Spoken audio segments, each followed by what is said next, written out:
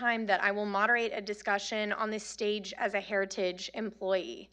It's been nearly 10 years since I've started here, and so I have a ton of incredible memories that have been made on this very stage. So I guess you could say that this program is extra special for me.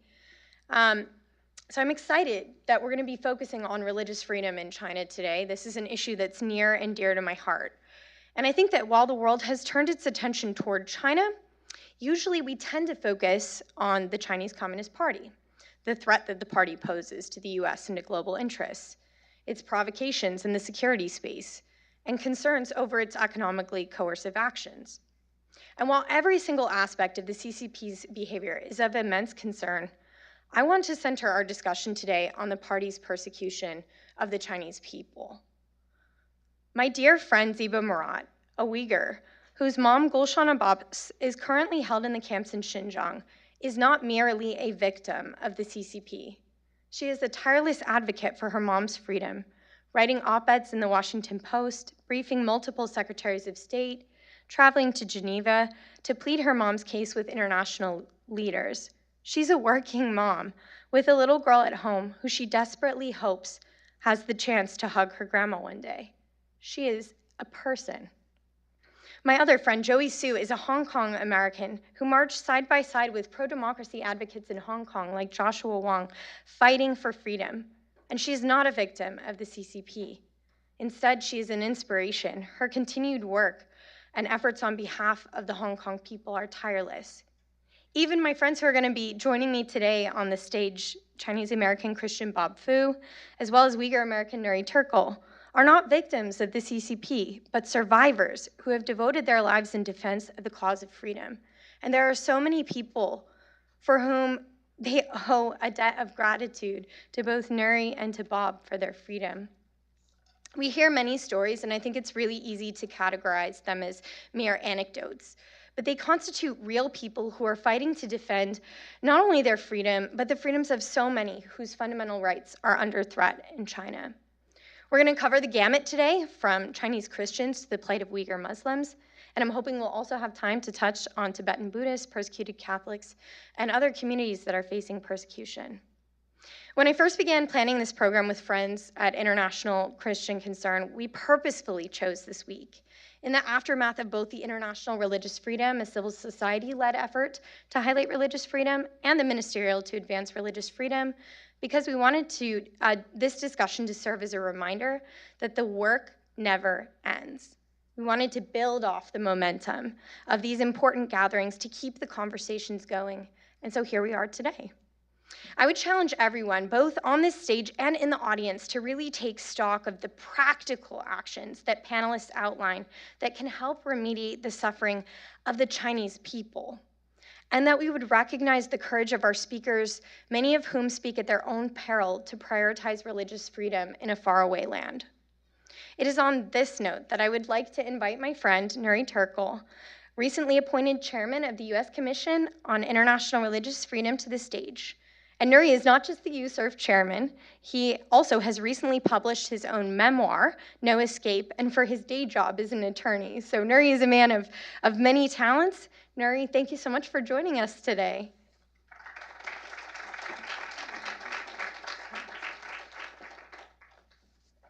Thank you. Good morning. Thank you, Olivia, for the kind introduction. It's a bittersweet for me. It's been a pleasure working with you, and thank you very much for all you have done over the years, specifically in the case of Uyghurs. You were shining a spotlight, organizing events, writing, and speaking to educate the American public and policymakers, calling them to action. Thank you very much. As Olivia noted, I represent here the United States Commission on International Religious Freedom that was created in 1998 under the mandate of the International Religious Freedom Act. Under the legislative mandate, there are 9 commissioners appointed by President and congressional leadership serving with 2-year term. Under the mandate, we issue annual religious freedom report. Just reading this year's report, the trend line in China when it comes to religious freedom is disturbing. There's no progress been made. In fact, the religious persecution has been intensified. The government continued to vigorously implement its sinicization of religion and demand that the religious groups adherents to support Chinese Communist Party's rule and ideology. That's where the problem lies. Specifically, the most vulnerable groups have been, as reported, as in media and also as well governmental reports, have been the Christians and the Uyghur Muslims. As you all know, that China has been waging genocide against the Uyghurs and other Turkic Muslims, particularly in the last, since late 2016. So far, the United States government and 8 other parliaments have recognized the atrocities committed against the Uyghurs as a genocide, but this genocide is still underway.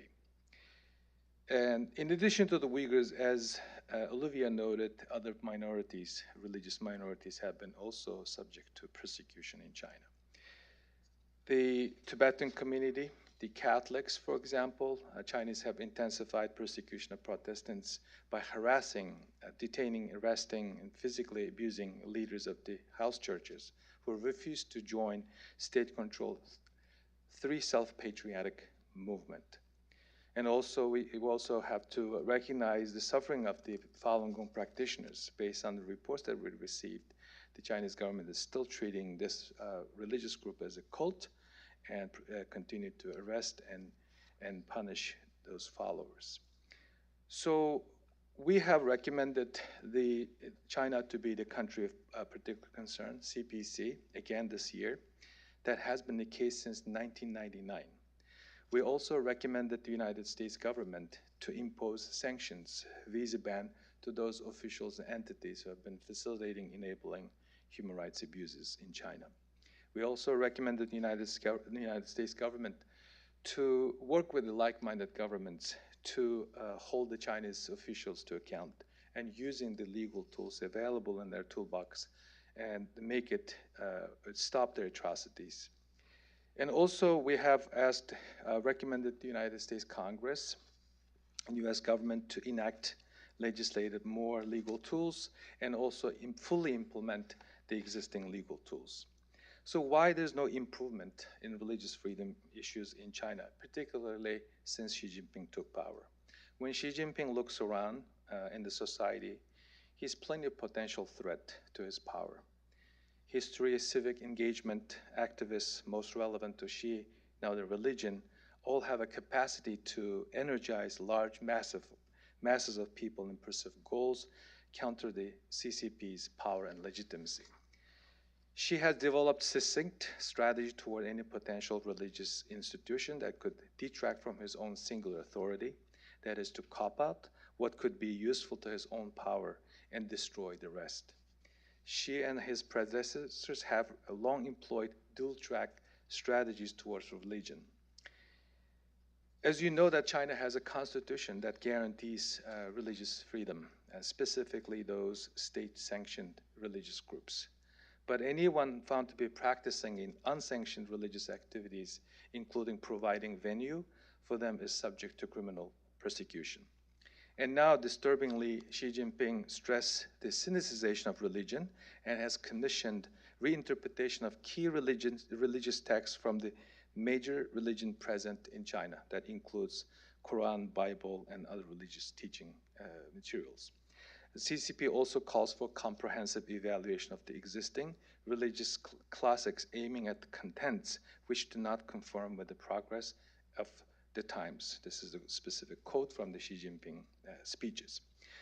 While the religious freedom has been treated in such a dismal way, we have to also don't forget that the role of technology and its use in religious persecution.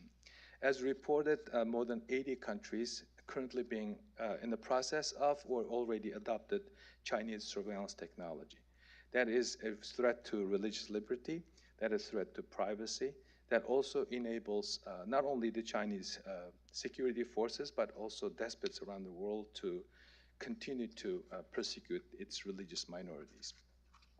Religion poses a unique threat to the party because it provides a compelling and empowering alternative to its own ideology and cult of personality.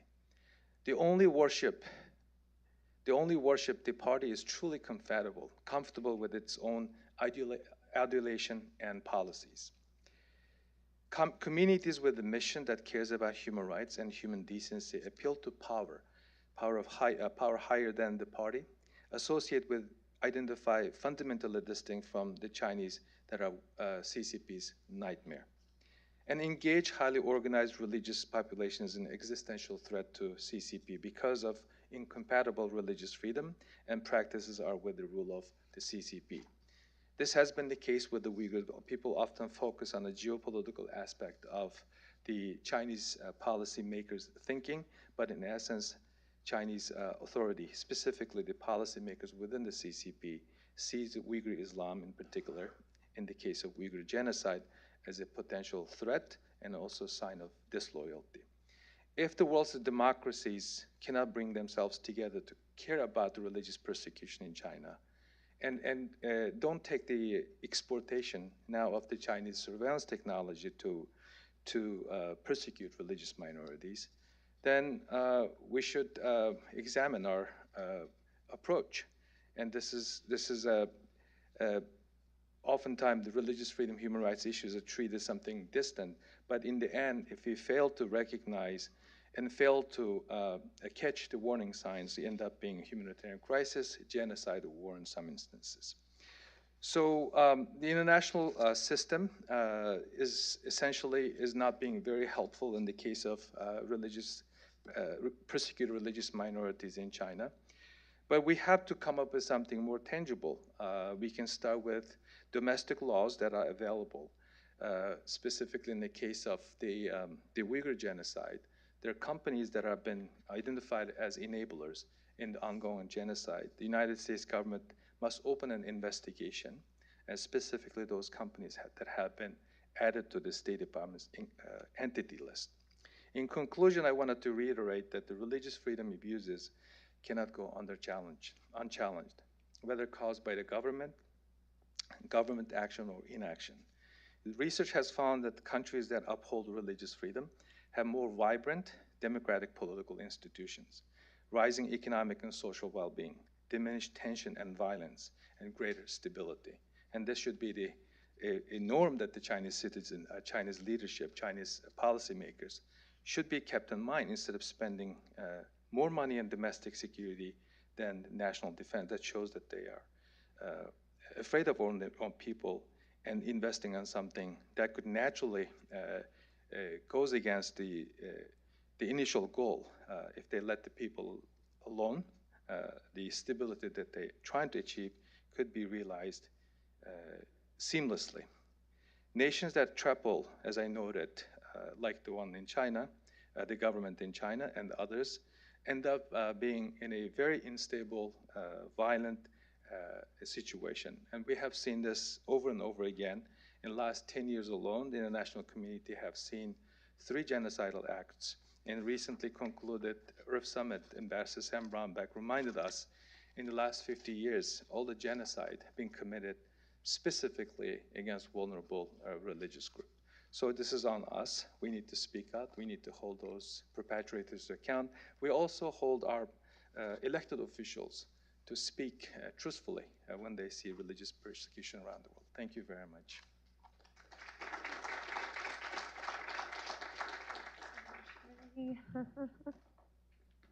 All right, I would now like to invite my other speakers, June, Bob, and Tim, to please join me on the stage.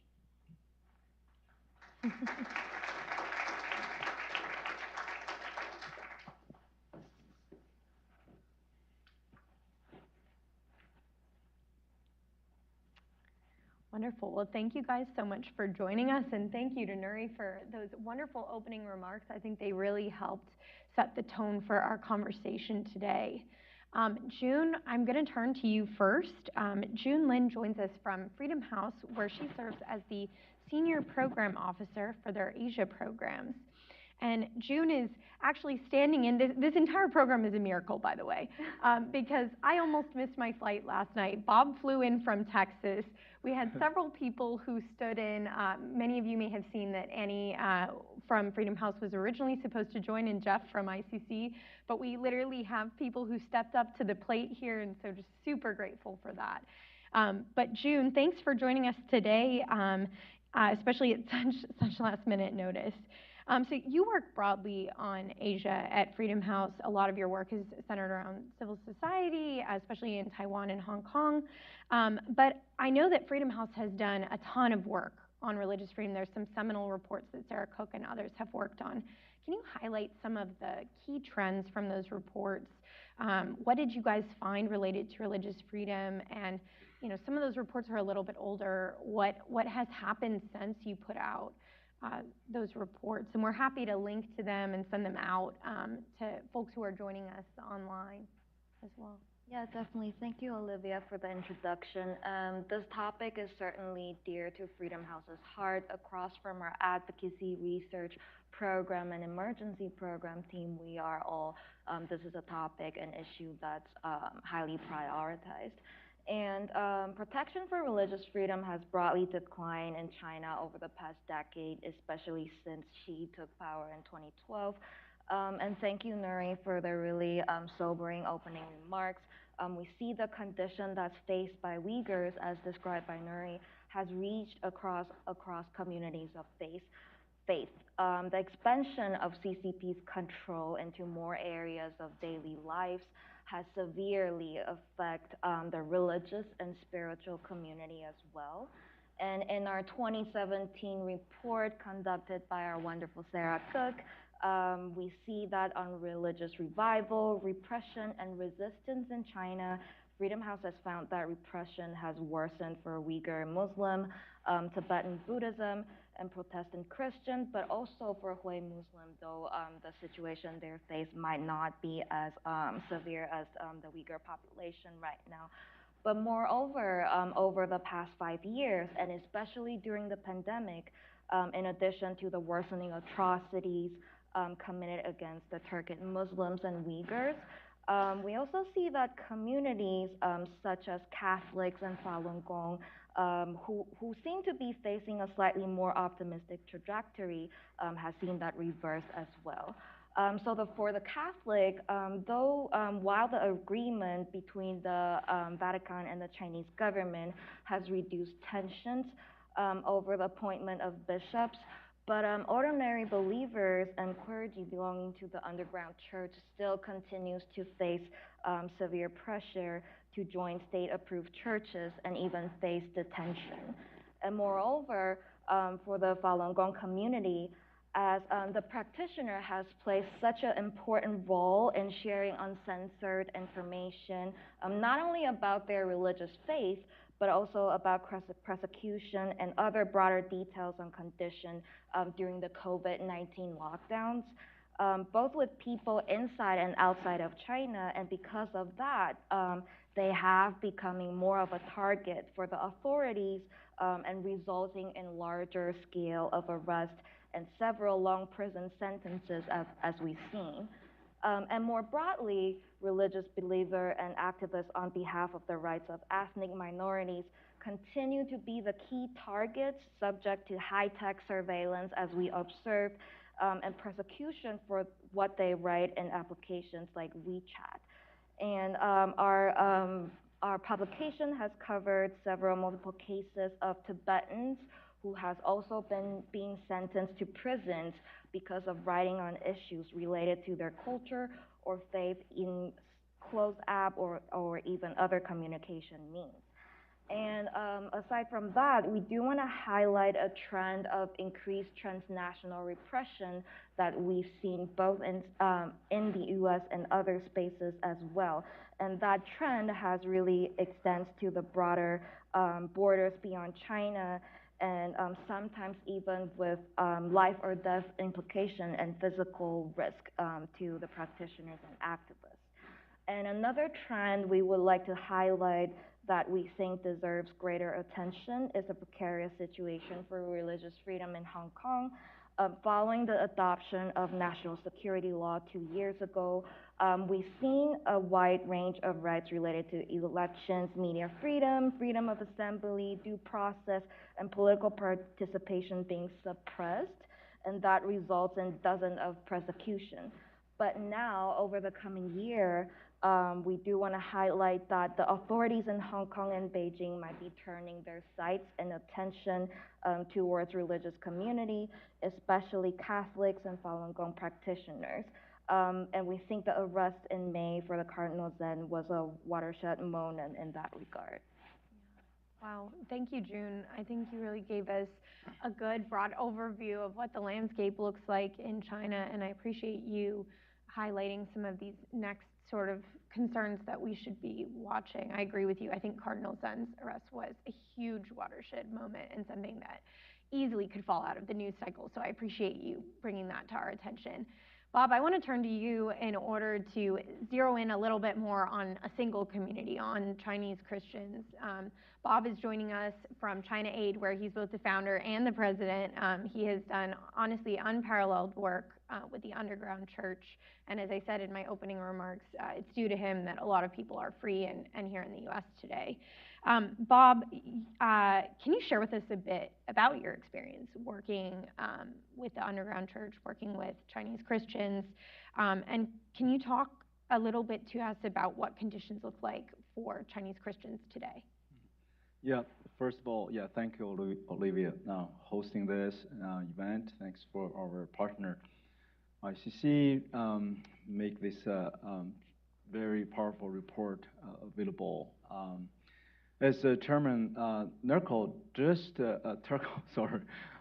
just mentioned, really the CCP, and to be more exact, as President Xi Jinping really declared a war against religious faith.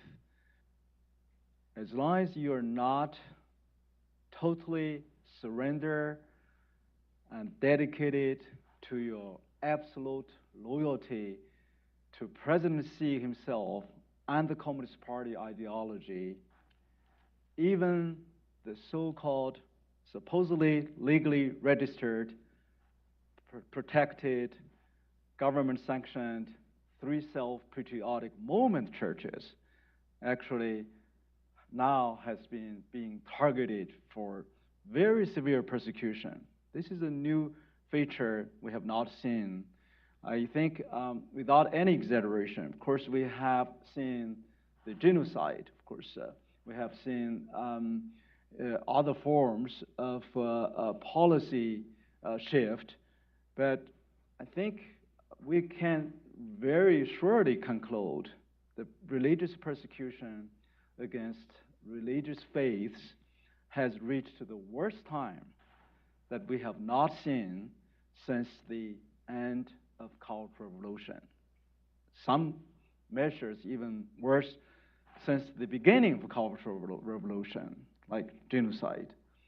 And we have seen, in terms of the persecution against Christians, we have seen the, according to our own tracking, we have been tracking the religious persecution, especially the Christian community, very closely since maybe 30 years ago.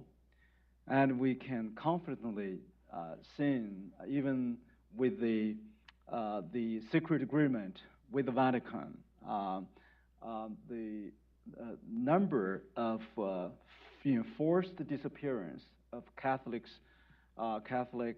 priests. I mean, just like in the province of Hebei, in the past few months, we have seen more than thousands of priests just suddenly disappeared. Nobody could ever, locate them. And for the Protestant Christians, not only, as I just mentioned, the target against the traditionally regarded as illegal, independent, underground or house churches. Of course, they are being targeted more severely. But the government-sanctioned churches, we're talking about 三自爱国教会, the three self-patriotic movement churches. Traditionally, the Communist Party with this white paper in public setting and claim, those churches are supposed to be like off limit, like they are protected. But look, in the past few years, we have seen those pastors were sentenced to like 8 years, 10 years imprisonment. For what? For simply refusing to voluntarily tear down their cross from the rooftop of the church buildings. And we have seen some even high-rank patriotic movement later, organization, religious leaders, simply, criticizing or advising the Communist Party to stop that kind of repressive policy, forcing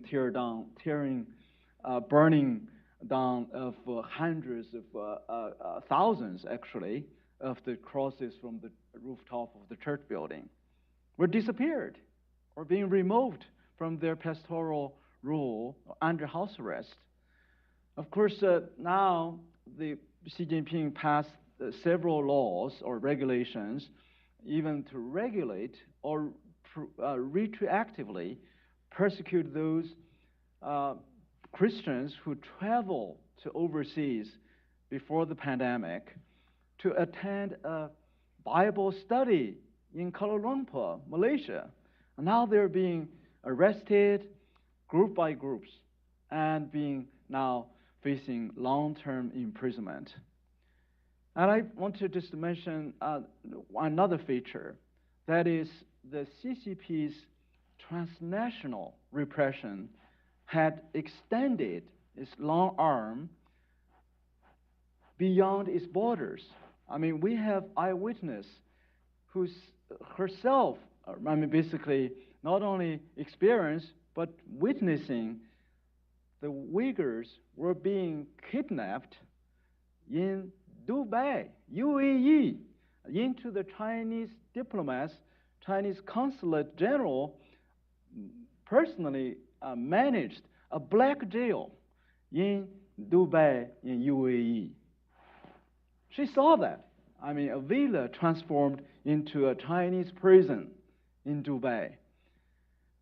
With Uyghurs were crying, was basically day and night in that torture chamber, said, I was just heading to Turkey. Why do you intercepted me from the UAE, the Dubai International Airport, and put me in a dark prison cell? And we have seen a church from Xinjiang called the Holy Reformed Covenant Church, with affiliation with the American Presbyterian Church in America, PCA, ordained a Chinese pastor in Shenzhen. Because of the severe persecution, their private schools were totally knocked down. Children were forced to go to a Communist Party, communism propaganda brainwash school, and pastor cannot even go back to his own home. So they voted, and before the pandemic, and they all escaped to Jeju Island, South Korea, because that is the only island or territory South Korea allow the Chinese passport holders to get there without needing a visa. And in the past, about 2 years, this church had been experiencing the transnational CCP's repression.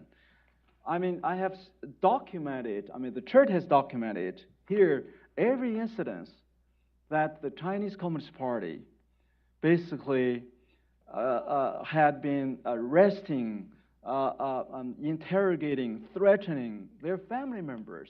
44 incidents already in all over, different provinces in China. The family members, the mothers, fathers, brothers and sisters were all taken for interrogation, kidnapping, and basically said, your family member in Jeju Island are committing treason, like betraying your country, as late as really just this month. And we have seen the Communist Party not only interrogating, kidnapping their family members, but using their consulates in Jeju Island a South Korean sovereign nation, at least 11 times, they call these members in Jeju Island and threaten them and ask them to go back to China, return to China, or go visit the consulate to volunteer to be repatriated back to China. And unfortunately, one incident, the South Korean consulate in Guangzhou was even coerced to call these members of the church and declare them as illegal. And of course, the South Korean government and their courts were not helpful. And out of fear of China, I couldn't find any other explanation. They were all denied asylum. Every one of them had been denied from both the administration to various courts, from the lower court, intermediate court, and now 34 of them are in the going to be in the Supreme Court.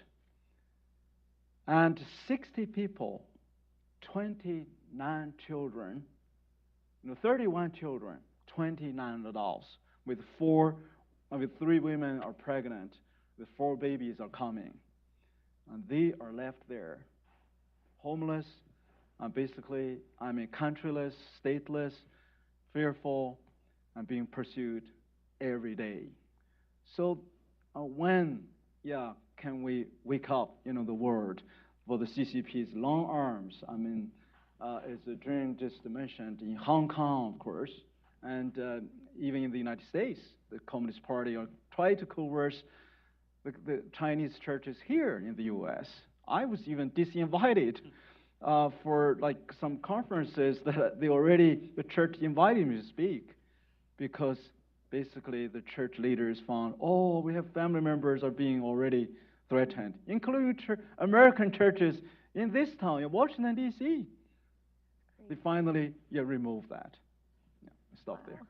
That's crazy. Thank you, Bob, for giving such vivid examples of the CCP's persecution. I think the one that really stands out to me is just this idea that the CCP has to go and physically remove crosses from churches because the cross itself is just so daunting to them.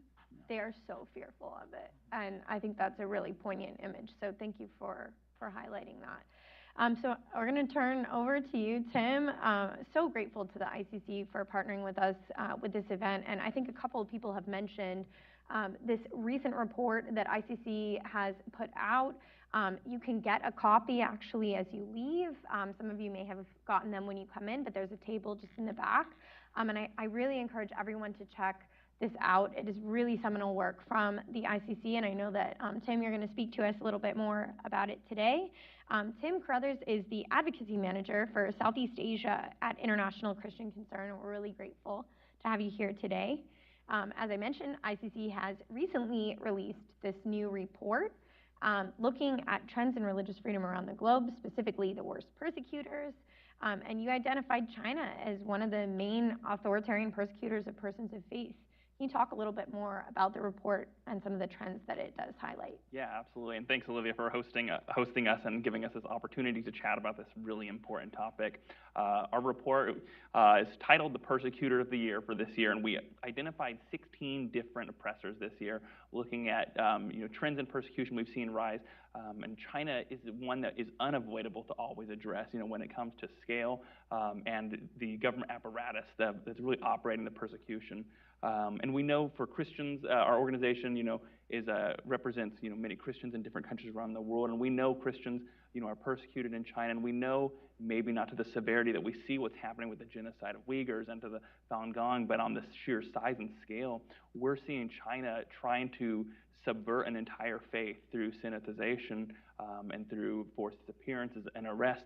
And so China's really one that we cannot do this report every year and avoid at any point. And so I please encourage you to take a copy and take a look at it, because we've really been seeing the church, as Bob said, this is one of the worst times of persecution in China in its history. I go back to, or in its modern history. Even the stories of the disappearing priests reminds me of Cardinal Kung in the 1950s disappearing for his refusal to join the state-sponsored church. And we're seeing that same thing again. As we were doing this report, we had a testimony from a pastor in Guiyang City who his refusal in 2015 for his church to join the Three Self-Patriotic Movement ended up seeing the government clamp down on them incredibly hard, and himself being arrested and being charged with some of the most outlandish crimes, including creating public disturbance, holding on to state secrets, and distributing state secrets, only to have that be the members of the church itself. And we're seeing these ridiculous charges being levied against pastors, basically making an example of them, because if you operate outside of the state-sanctioned church, you have no place here, and the government does not want you doing that. Is that there's something we've seen that's so powerful in people of faith that the government just does not want to see that grow, and we're seeing the government trying to derail that through subverted faith, and then through also generational reform. As one of the things we wanted to highlight in our report is looking at the idea of under 18s cannot attend religious education in China, and there's this push to see Chinese Christians and the next generation cut off completely, and it makes these house churches to be such a critical thing because they're able to try and avoid these regulations, and China is really playing the long game into basically crushing faith going forward. And then we see the clergy and the regulations against clergy making it harder for churches to practice and to operate, and we're seeing them creating opportunities to push for national unity and pushing the love of country.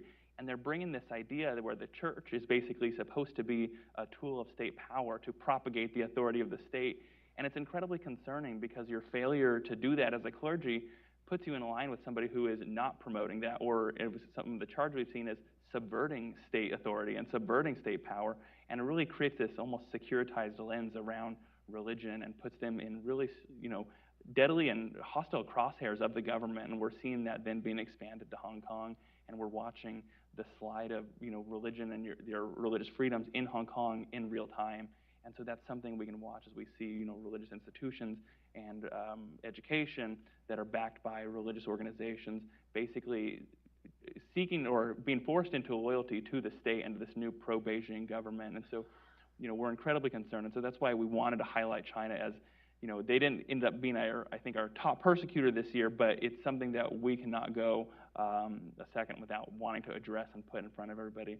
And I'm glad, Bob and June mentioned, the transnational repression, because that is something we are seeing. We are seeing an attempt to whitewash what's happening in China and to basically hide and through goodwill influence, and we're seeing people afraid to talk about it. We're seeing it in our universities.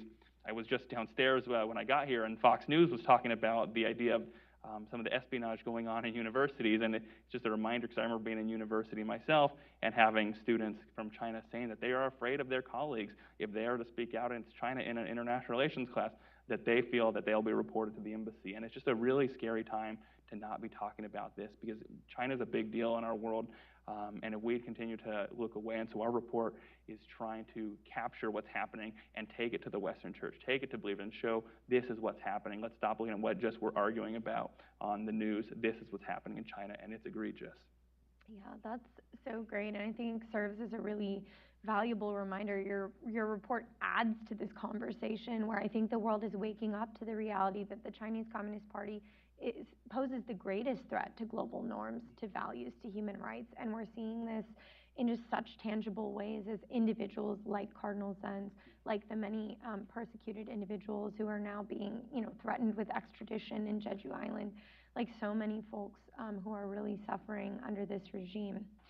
I'm cognizant of the time, and I had two questions that I wanted to ask you guys before we turn it over to the audience. And I should say, audience members, prepare your questions now. And I know we also have people joining online, so if they can submit their questions as well, we'll be happy to take those. But I'm going to combine the two questions that I had into one. And my question is this. One, what have we gotten right when it comes to religious freedom advocacy, both at the civil society and the government level? And then two, what's the next line in the fight in each of your opinions? Just very, short, brief answers. I know there's a lot to cover here, but maybe June, if we can start with you and go down the row here really quick. Sure, definitely. We think keeping sanction in our toolbox is definitely important. That includes imposing visa and economic sanction on both individual officials, but also companies who's coerced into these atrocities. And of course, the sanction wouldn't be possible without laws like IRFFA and Global Magnitsky Act. But it is really encouraging for us to see both administration being willing to use this tool. And we also heard anecdote from civil society members that the message does get through. There are local officials who heard the message, grassroots activists also heard the message, and we also seen in some cases where the sanction actually potentially contribute to the releases from detention in some parts of the country. And related to that, our recommendation is having a more strategic and targeted sanctioning that includes targeting the higher up CCP hierarchy, but that also includes more strategic, geographically targeted sanction.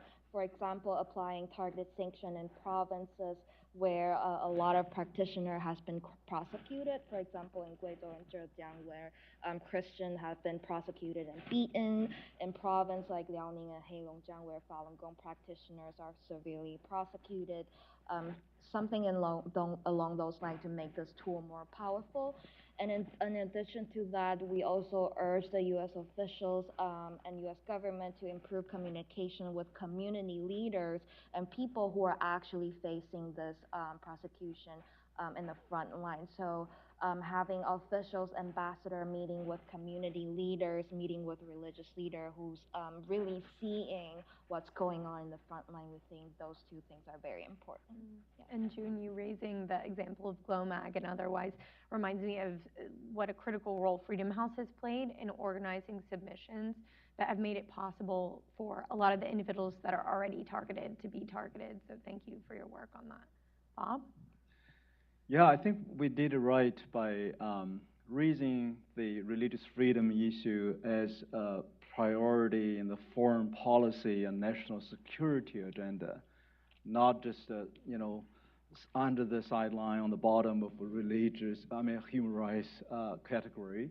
I think from the Bush 43 to President Trump and the President Biden, even, I think to make convening the Religious Freedom Summit and even convene an unprecedented meeting in the UN General Assembly and also the Religious Freedom Alliance, like little Religious Freedom NATO, I call it.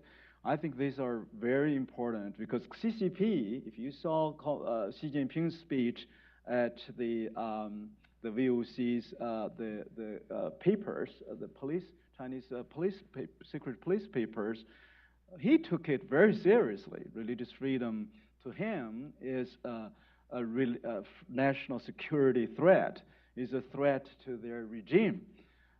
So I think that was right, and also the sanction, I think, mechanism was also good.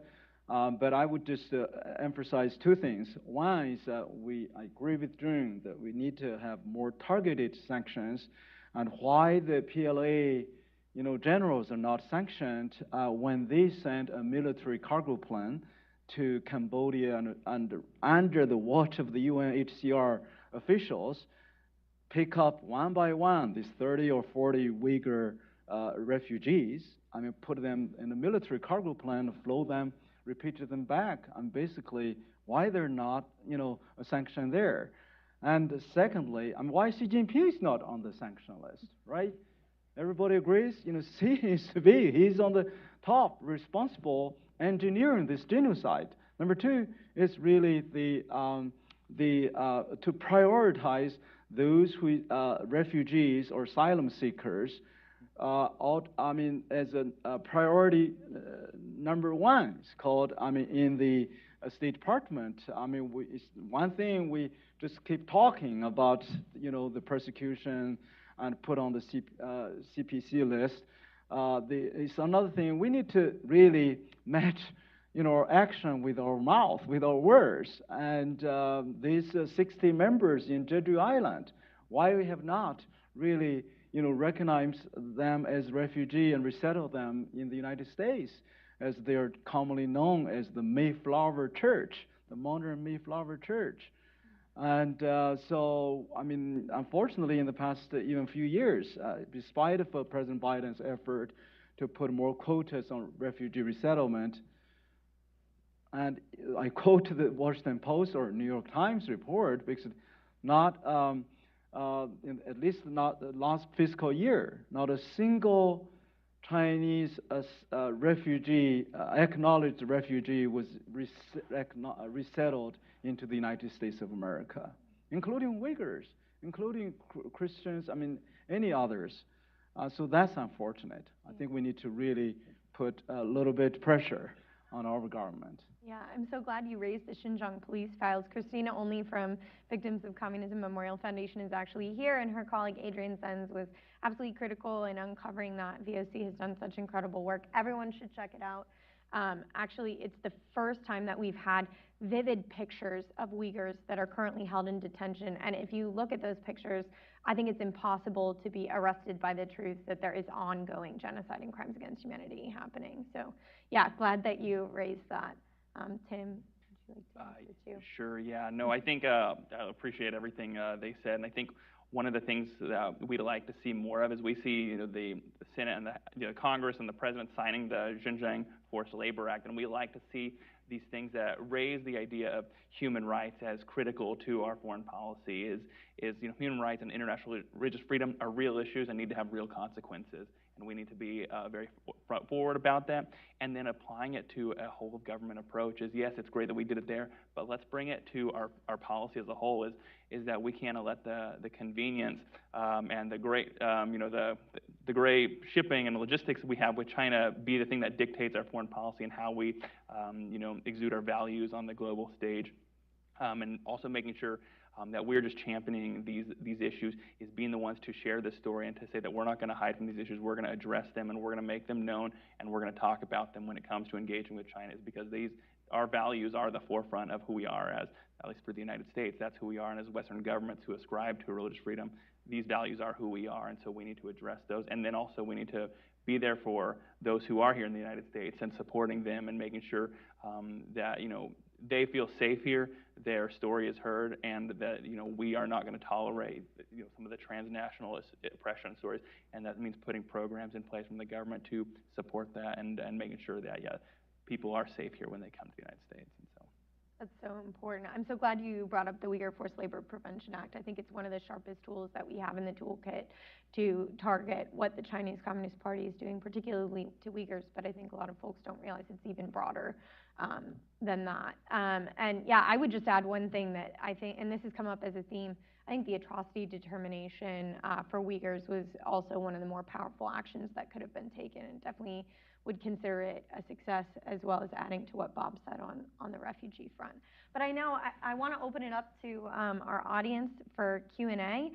We will have two folks going around with microphones in order to answer questions. Just go ahead and raise your hand. And we can also take questions from folks that are online too. Do we have any questions? Any online? Yeah, there's one online question. How can the Human Rights Council make a realistic difference towards more religious freedom in China?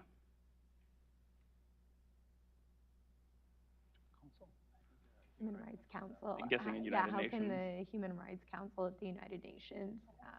I think just one of the main things, I think, especially we saw in the news, is just bringing up human rights when you visit. I think that's a big one, and I think that was something in the news that I think a lot of people were disappointed on when I believe it was a commissioner visited a couple weeks ago. Bachelet. Yeah, and She so I should think never have visited. yeah, just highlighting it while you're there if you're going to go. So. Yeah, I definitely agree with that. Make the visits count if you're doing any visits. Yeah. Meet with the true victims, not singing, dancing with the wolf, right? Like Michelle did, and betraying these victims. I mean, that is a shame. Yeah, I mean, to my knowledge, when Michelle Bachelet visited Xinjiang, I don't think she raised by name any of the cases of individual Uyghurs that are held inside the camps. That's a huge missed opportunity. The UN also has a responsibility to ask for access in the most vulnerable places, and so they should have asked for access to the political re-education camps that we all know exist. There's satellite imagery analysis, there's the Xinjiang police files, there's countless reports that document that this is happening. And Michelle Bachelet couldn't do the bare minimum when she went. So it is good to see that she's, I think, now gone, or she's going to be stepping down soon. But I think we should expect a whole lot more from the Human Rights Council than what they've given. But I think it's been honestly a failed tool for a very long time, not just in the Chinese case, but in many other cases for actually advocating for freedom and human rights. It's an unfortunate missed opportunity. Yeah. Yes.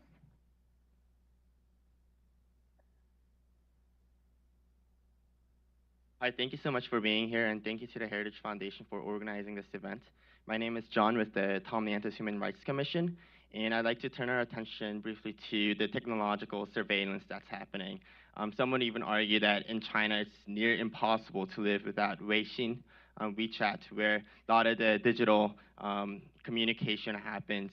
And for even some living outside, I think the reason why transnational repression is possible is because in order to communicate with people inside of China, people outside of China feel obligated to use the social media platform that is most reliable inside that country. And I think I saw a data somewhere that up to 1 billion plus users around the world are using WeChat on a monthly basis.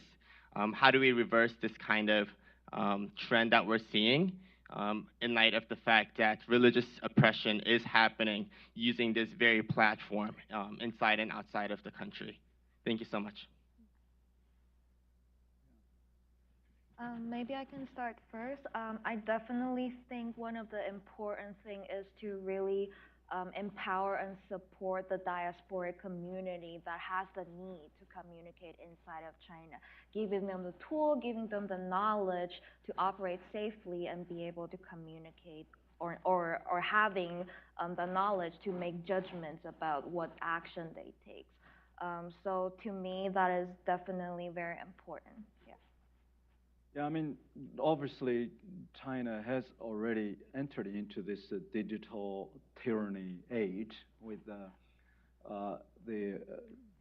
these concentration camps are closely, kind of monitored with the Hikvision, these cameras, as the victims, one of the victims, we see, and we partnered together, rescued an ethnic Kyrgyz Christian, described vividly every corner inside the little cell, the confinement cell, to the corner of surrounding the camp.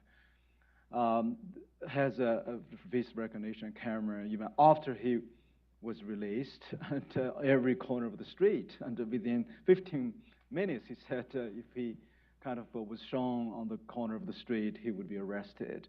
And the churches, the largest house church in Beijing, called Beijing Zion House Church, I mean, they were being persecuted, shut down after almost, 1 decade resistance, relatively peacefully in Beijing by renting a plaza, was being banned primarily triggered because of the refusal to install face recognition camera by the state police in front of the pulpit.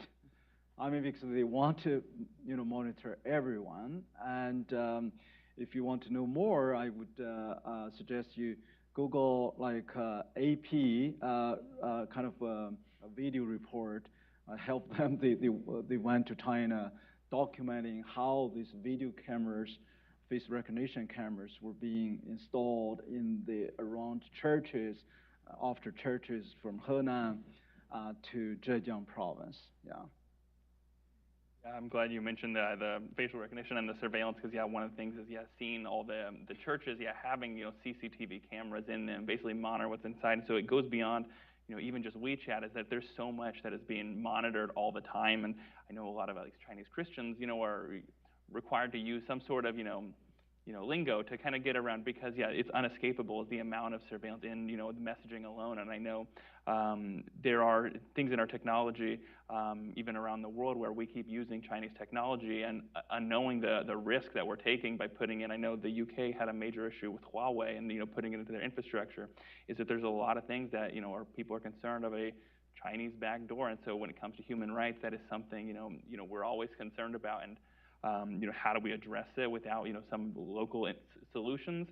I wish I had the immediate answer, but I think it's something that, innovation, to be innovation, requires just better innovation and looking at, what tools can we create in the future.